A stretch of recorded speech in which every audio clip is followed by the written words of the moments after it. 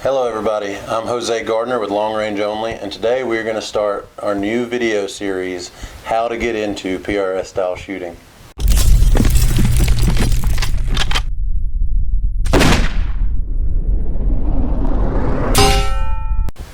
So as I mentioned, this video series we're going to call How to Get Into PRS Style Shooting.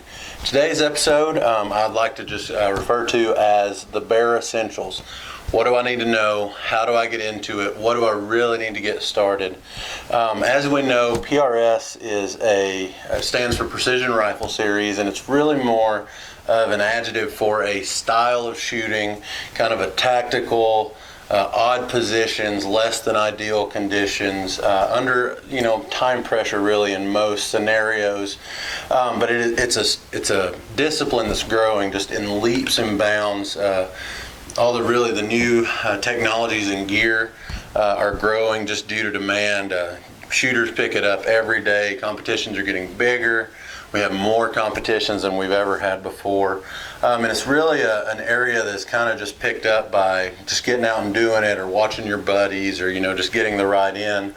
But this video series I would like to use as an opportunity to help people get into it and avoid some of the headaches that I did. I 100% do not claim to be a guru for PRS. I found some pretty decent success as of late, nothing major.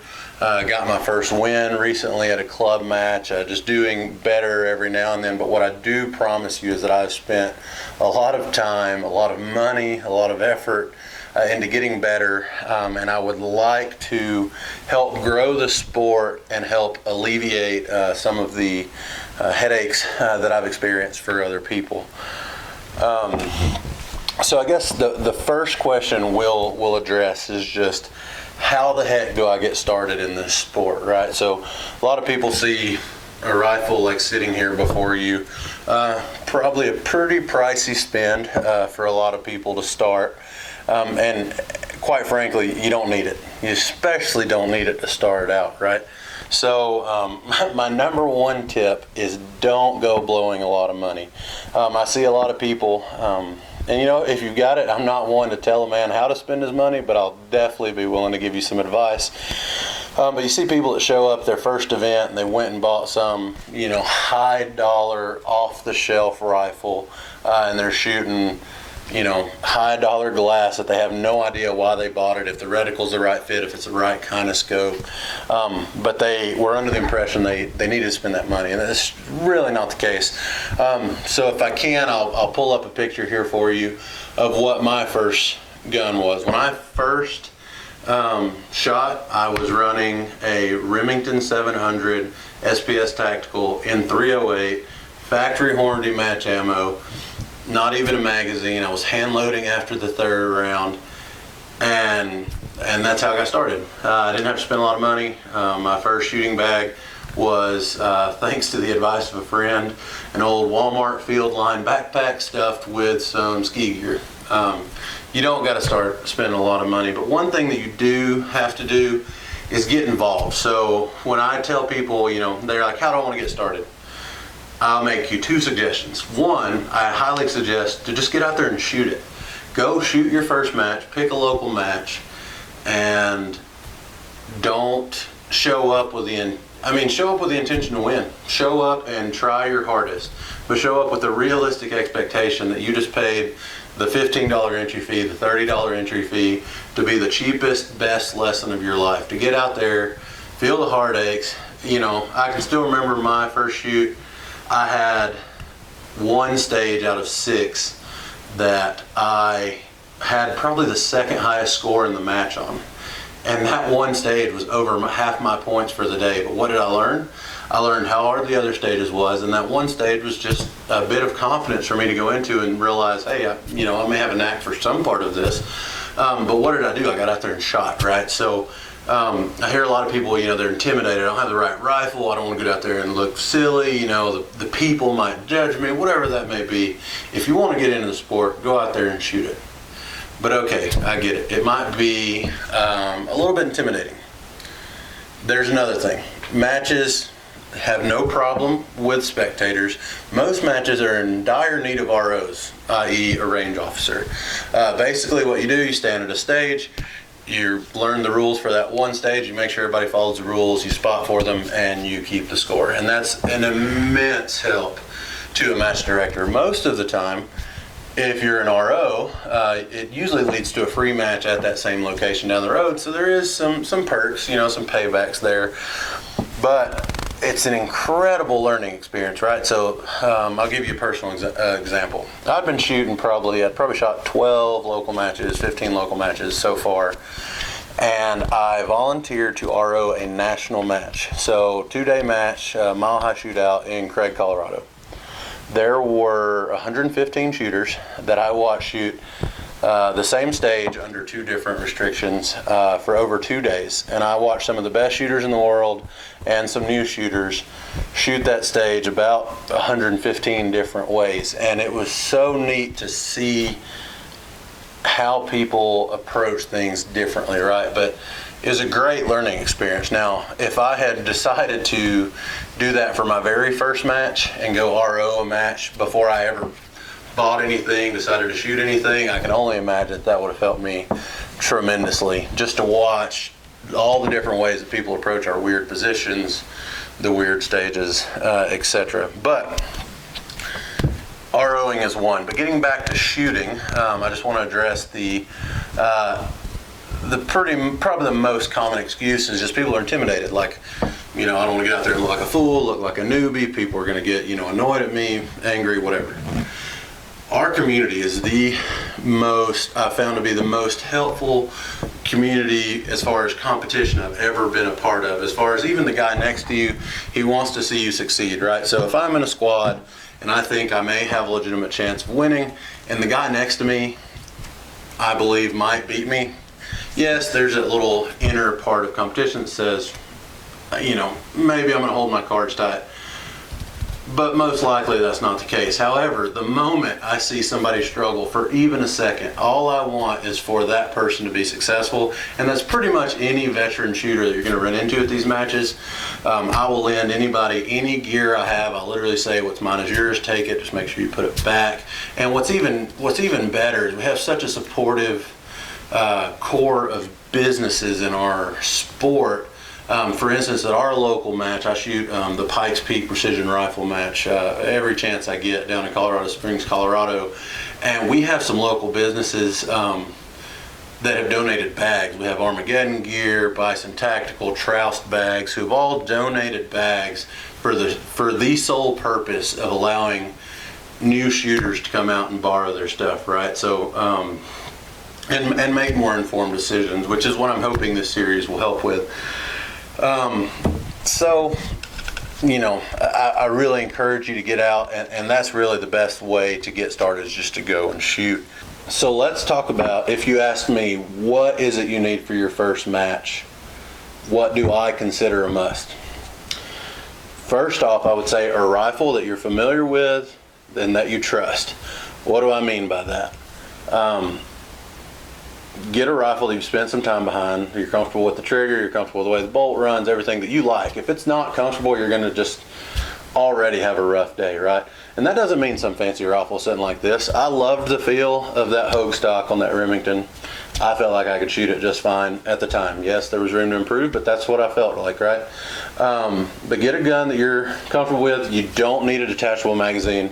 I literally had, you know, it was a 3-round box mag, and I had on the buttstock the little 7-round holder and cheek pad, and I was single feeding after the 3rd shot. It was fine. I got as many shots off as I needed to as a beginner, got a few hits under my belt, and it was fine. The second most important part is a capable scope. Okay, what do I mean by that? Do you need this callus sitting here? It's nice to have. If you can afford it, I guarantee you buy it and you probably won't look back, okay? But you don't need it to get started. There's no need to dump that money, to go blowing money out the gate, right? So get a scope, whether that's just, you know, an SWFA fixed, whether that's, you know, a Vortex Viper PST, whether that's a Burris XTR, which I know a lot of guys that run in the national circuit with the Burris XTR, and it's a very price efficient scope, right? But whatever it is, you need something more than just an old, let's say, Leupold Virex3 with duplex reticle and cap turrets, right? You need something that has the functionality to play this game that we play, right? So exposed turrets where you can dial your elevation for multiple targets, and usually a reticle with some sort of marking, whether that's just a mill dot reticle, whether that's a Christmas tree reticle, or just a normal, mill, something similar to the EBR1 reticle. Because what it will do is allow you, if you can spot your misses at reticle, is vital in one, helping you hold wind, and two, helping you measure what your adjustments should be to the target. So you don't need the fanciest scope, you don't need a $2,000 scope to start, but you need a scope that's going to at least help set you up for success, right? And if you want to go out and shoot with that Leupold Virex3, hey, go shoot, run what you got. But once again, we're talking about what would I suggest for bare essentials. The third part, the part that ties it all together, is reliable ammo. Ammo that fits your gun well. Now, given if I walked you right over here into my gun room, you'd see a lot of reloading equipment, but you don't need that to start. I probably shot my first 10 matches or so with factory ammo. But what you do need is ammo that you have tested that shoots through your gun to whatever I guess precision you deem appropriate. Now, most people would say half MOA, 3/4 MOA, maybe your speed being a standard deviation of, single digits, whatever that is for you. But take the time to find some reliable ammo, right? That doesn't mean the most expensive. I watched a guy take some of that, I think it's PPI ammo, and he ran it through his gun. It was full metal jacket, had horrible BCs, but it ran, for his muzzle velocity, had an SD of like 7 for factory ammo. That's pretty much the best you can ask for, right? But if you get some ammo that you have reliable data on, that you have reliable speed on, it will set you up for success, for the ability to make reliable elevation and wind calls for the different distance targets that we shoot in PRS, right? So, nicest gun in the world, nicest scope in the world. If you don't have ammo that shoots at least okay through that rifle, you're going to have a rough day. So I can't stress enough, that is essential. And quite frankly, those three, to me, that is your bare essentials for showing up to your first match. Now, you see here, I've got Modular Evolution bipod on here. I shot my first probably 12 matches with a Caldwell, not even a Harris, a Caldwell bipod that looked like a Harris.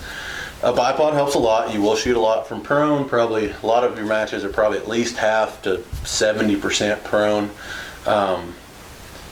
Bipods help, but heck, I could have took that field line backpack that I had, stuffed with jackets, and used it under the front of my gun and ran that just as good as a bipod. So bipod's nice, not essential. But now let's get into that, let's say, second tier of gear, i.e. not essential, but really nice to have at your first match. A good bipod. Let's start there. A good bipod, Modular Evolution. I have Atlases. I know a lot of guys that shoot a lot better than me that run nothing but Harris. Just a decent bipod that can go on the front of your gun is going to hold you up, hold you stable, and hold you level while you shoot. That's a good piece of gear to have.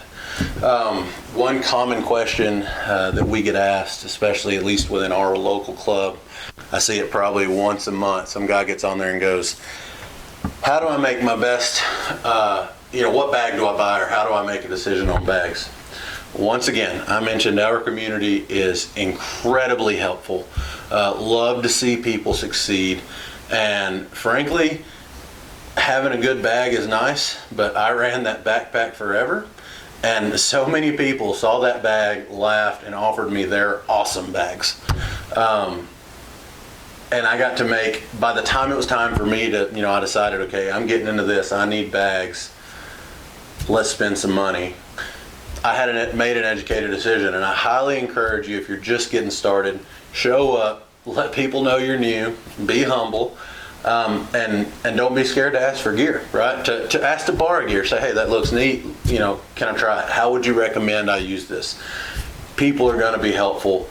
And then instead of, I've probably got 5 shooting bags in there. I made educated decisions, and then I found out those weren't perfect, and I went on and bought others. I probably have 5 shooting bags in there that I probably won't ever use again that are sitting in my closet right now. I've spent money that I didn't have to, right? So I highly encourage you to make the educated decisions by going out and borrowing gear for, a shoot or two. So, that gear is nice. Moving on to one question that a lot of people struggle with is, what do I use for a ballistics calculator? What do I use for weather information? I get it. The Kestrel is the top of the line. Kestrel with applied ballistics. That's what people want. I had that. I ran a Kestrel for a little while. It was nice. It did everything I needed. Cannot complain. But you don't got to go spending that kind of money.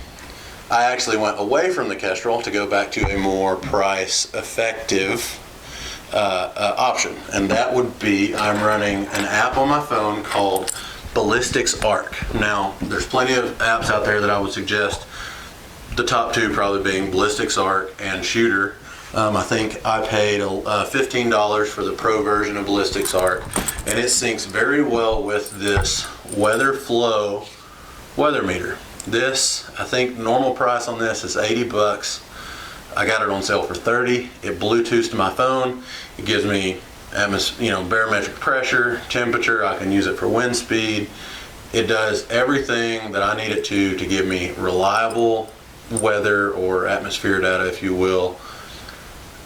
And I found time and time again to be right there with the Kestrel as far as the outputs it gives.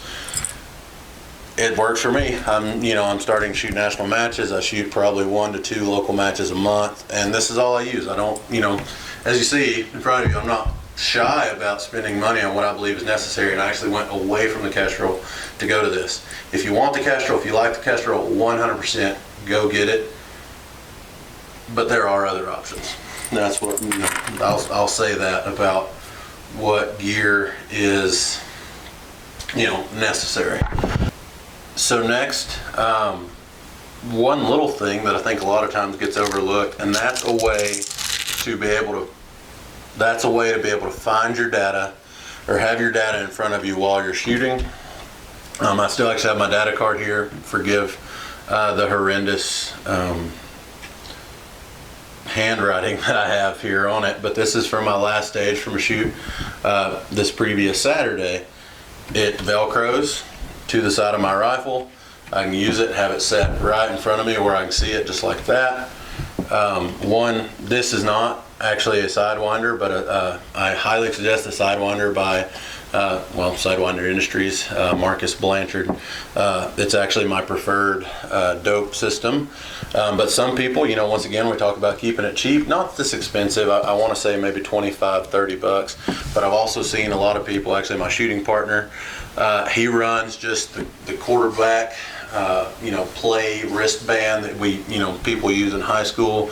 It's got plastic cover on it. He puts a white card behind it. He takes a dry erase marker, and all of his data is right here on his arm. It can be pretty simple, pretty cost effective, but you do need some sort of data management system for your multiple target type stages in your competitions. That'll help you a lot to be successful.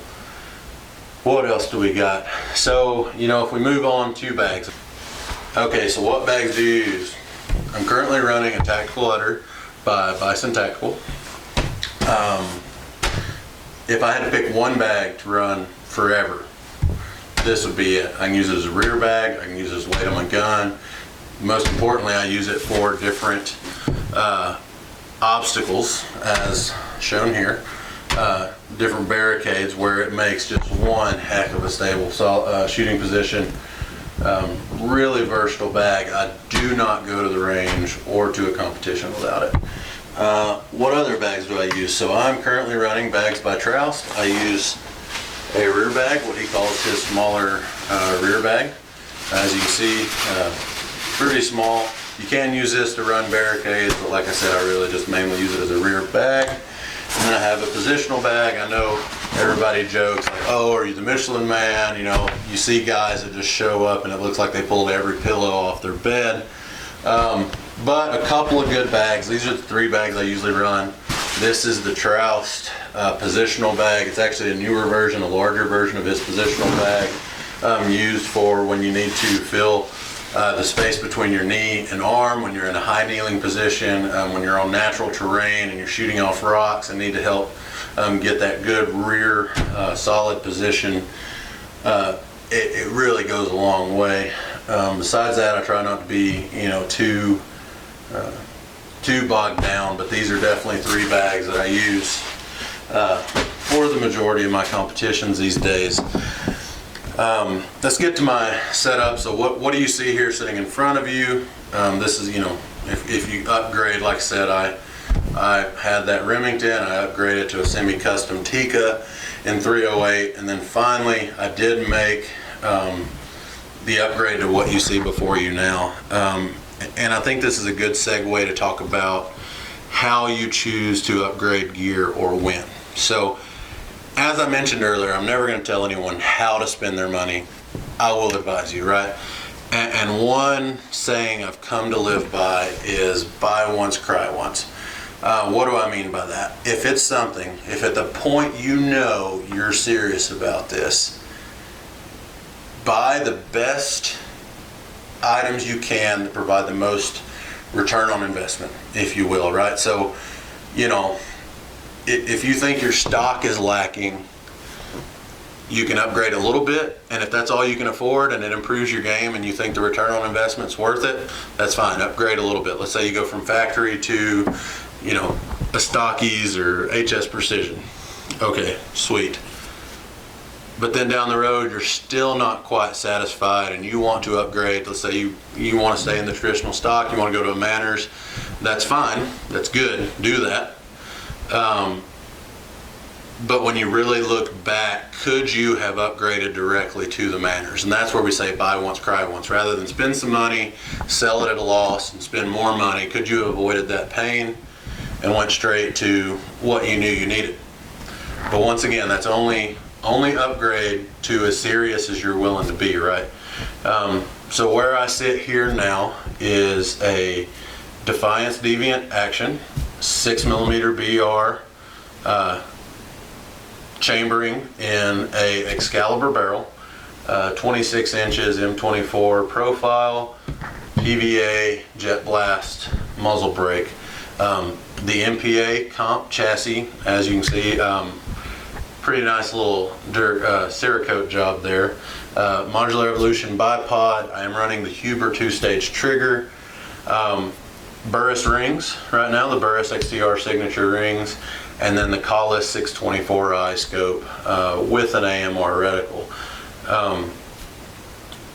All I can say about this is do your research.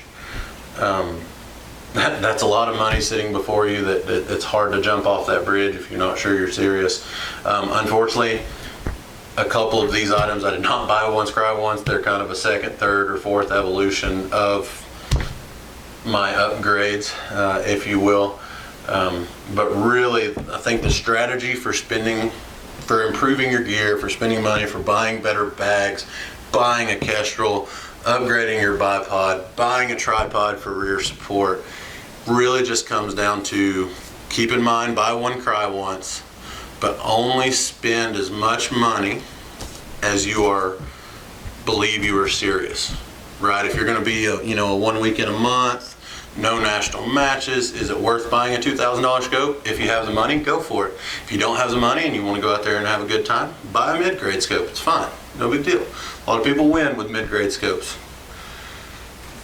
Do whatever it is that allows you to be successful, allows you to be happy, and to enjoy the game, right? To enjoy the sport that we're a part of. And that would be the same for reloading gear, for your backpack. Once again, that same field line that I used as a rear arrest actually also carried my ammo. Now I have an Eberly stock that I absolutely love. That's what I carry all my gear in at once. It does a great job. I started off with no tripod, upgraded to a Benro, upgraded now to a Fisol, and might make one more decision, but once again, those are where I bought what I felt met my needs at the time. Probably Could have made better decisions, but once again, the point of this video is to help you avoid some of the mistakes that I did make. And I guess really as far as gear, just to get you started, that's really all I gotta say. If I can summarize, get out there and shoot. Don't go spend a lot of money up front. Shoot what you have. I almost, actually, forgive me, I almost skipped over a very important topic, which is I've seen guys who say, oh, well, I only have a 308, or oh, I have a 708, or oh, I have a 243 and it ain't gonna do, whatever that is. I think so many people get caught up in the, I'll use the term fanboy cartridges, but so many of these new cartridges that people think are changing the game, and yes, they are. I'm shooting a 6BR. That's by no means a mainstream caliber, right? But so many people are like, well, I only have a 308 right now, so I'm going to go to the range, and then, when I build a gun, I'll start competing. No, shoot what you have. Shoot the rifle you have. I don't care if it doesn't have a mag. I don't care if it's a 308. Whatever that may be, shoot what you have, go out there and learn, and then make the educated decisions down the road. You may buy a 6.5 by 4.7 and go, man, I have this really, not run-of-the-mill cartridge that now kind of has too much recoil for my style because you bought the rifle before you learned how to shoot, right? Or learned our style of shooting. Don't let not having one of the cool calibers, the right setup, the setups you see before you hold you back from getting out there. Get out there, have a good time, meet the people that are going to be, your mentor, people help you get into the sport, and just enjoy it. I mean, that's really what it's for. Nobody's out here making a living, off the PRS shoots. Nobody's funding this sport just off their winnings at PRS shoots, and especially if you're going to be at the local level. I mean, you're lucky if you win a bag or a box of ammo, or very few local shoots have prize tables. They're just out there for a good time and bragging rights over your buddy. So just get out there and enjoy it. Get your feet wet and grow. Improve your shooting ability. And that's really all I have. Just keep a good positive attitude. And share the sport, share the same love for the sport I have. So I really hope that was helpful. If you need to reach out to me, I'm on the forums. My name is J.M. Gardner, Juliet Mike Gardner. Send me a message. I'll be happy to respond to any questions you have. If you have any individual unique concerns, like I said, I'm just here. I want to be helpful, and I really want this to be valuable to the people that follow long range only and are looking to get into the sport I enjoy so much. If you like this, go over to our social media pages, Instagram, Facebook, give us a follow, and probably the easiest way to stay in touch with us is at longrangeonly.com. Thank you for your time. I'm Jose Gardner.